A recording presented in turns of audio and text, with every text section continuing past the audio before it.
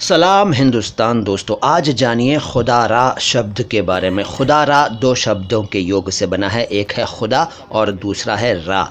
इनको मिला देने से खुदा रा बनता है। इसका अर्थ क्या होता है अभी बताता हूँ, लेकिन पहले आप इस वीडियो को लाइक कर लीजिए क्योंकि अच्छा तो ये आपको लगेगा, और चैनल को सब्सक्राइब नहीं किया है तो सब्सक्राइब भी कर लीजिए। अब जानिए खुदा रा शब्द के बारे में। खुदा रा का अर्थ वही है जो लिल्लाह का मैंने बताया था, याद है ना? लिल्लाह का क्या बताया था? अगर आप भूल गए हैं या वो वीडियो नहीं देखा है तो मैं बताए देता हूँ, लेकिन उस वीडियो को देखिएगा ज़रूर क्योंकि उसमें भी आपको बहुत ही ज़्यादा काम की बातें मालूम होंगी। ठीक है, चैनल का नाम टाइप करके लिल्लाह टाइप कीजिएगा, वो वीडियो आपके सामने आ जाएगा। अब जानिए खुदा रा के बारे में। खुदा रा का मतलब है खुदा के लिए, यही लिल्लाह का अर्थ है। अल्लाह के लिए, खुदा के लिए, भगवान के लिए, ईश्वर के लिए, फॉर गॉड सेक।